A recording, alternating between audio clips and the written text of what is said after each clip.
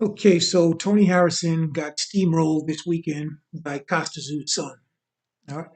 I wanted Tony to win the fight, but I picked Tsyzu to win, and that's because Tony Harrison has not looked impressive in his last few fights, and he's not consistent, meaning he doesn't fight often enough.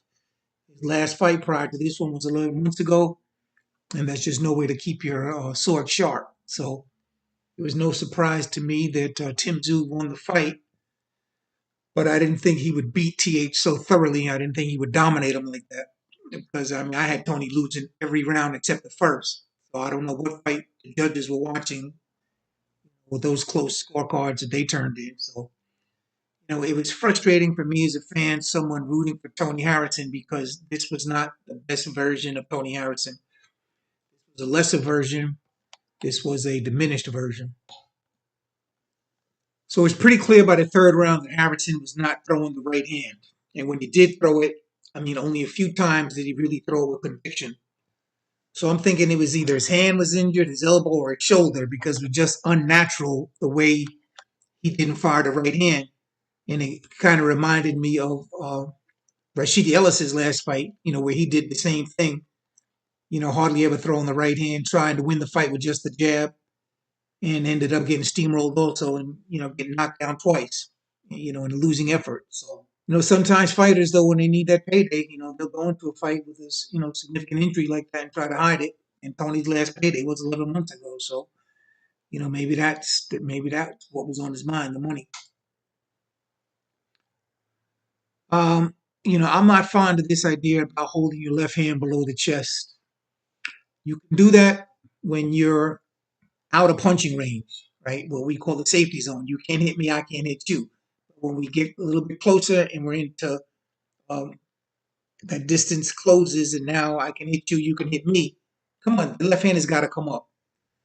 So he kept his left hand low. Kasazu, recognized that and started catching him with the overhand right over the low left hand. Because if your hand is below the chest, when your opponent is in fighting distance, striking range, there's no way you're going to be able to get your hand up in time to block the punch. And not that Tony really even made an attempt to block the punch. And after uh, Tsyzu realized that this was basically a one-handed fighter, I mean, he just went into Terminator mode. He went into Predator mode and just stayed calm, cool, collected, and systematically, broke his man down. Devastating body shots, shots over the top, and it was just a matter of time. Once he realized he had a one-handed fighter in front of him, it was just a matter of time. And that time being, how much punishment can Tony Harrison take? No lateral movement. It's like the man's legs were either shot or he was so concerned about um, running out of gas that he didn't want to expend the energy. So it's not so much that the ring was small, the way they kept pointing out in the broadcast, because he didn't try to use his legs. He didn't try to move. He made it very easy. It was a stationary target for most of the fight. No movement with the legs and very little upper body movement also. So he made it easy for Tsyzu to get ready, aim, and fire. So at this point, I think he's either got to think about retirement or moving up to middleweight. And I say middleweight as a possible option. You might want to test the waters up there because he's too skinny when he comes in at 154. He looks like he's sucked dry, and and that's why he always gets tired in the later rounds. Put some more weight on you. Give yourself a chance at middleweight because if you stay 154, you're just going to get torn to shreds. I mean, who are you going to fight? Fundora will tear you to shreds. Maybe you can fight Erickson Lubin. Both guys coming off a loss.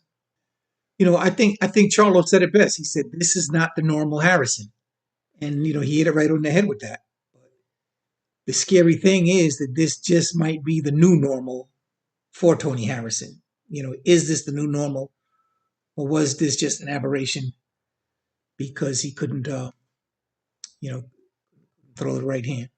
So, what's next for Costa? Well, he got the Charlo fight, going for the undisputed, going for all the belts. And I say Charlo is going to destroy him. I mean, he's a plodding straight line fighter. He has a typical stiff European style. Charlo has too much speed, too much power. He's got enough power to keep him off, got enough speed to win the exchanges, and I see him brutalizing Tsyzu. So that's it for this one. We're gonna talk again soon. We'll talk about this Javante Davis versus Ryan Garcia.